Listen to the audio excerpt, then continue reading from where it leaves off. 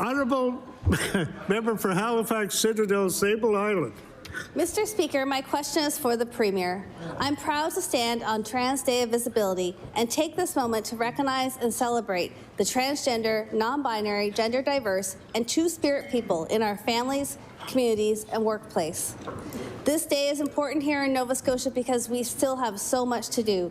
Hate is present in our province. Just recently, a local business that hosts a drag story time has received hate and backlash online, and trans folks are incessantly attacked online and in the streets.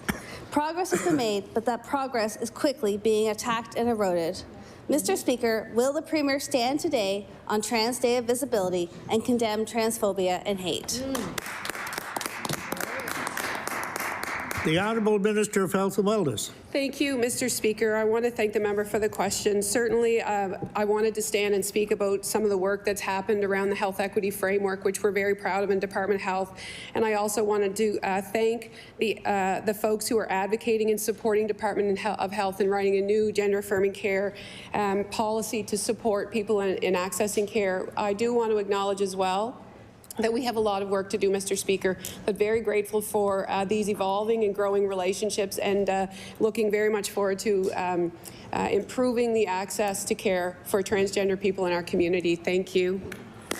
The Honourable Member for Halifax Citadel, Sable Island.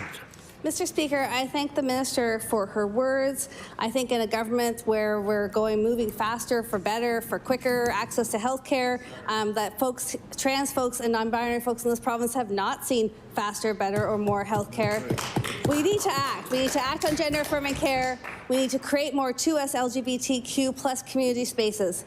It's difficult to take commitments seriously without action, without a strategy, or without a minister dedicated to work on this front. So I'll ask the Premier, is the Minister of Health the minister responsible for 2S LGBTQ+ affairs, and will the Premier make that appointment official? The Honourable Minister of Health and Wellness.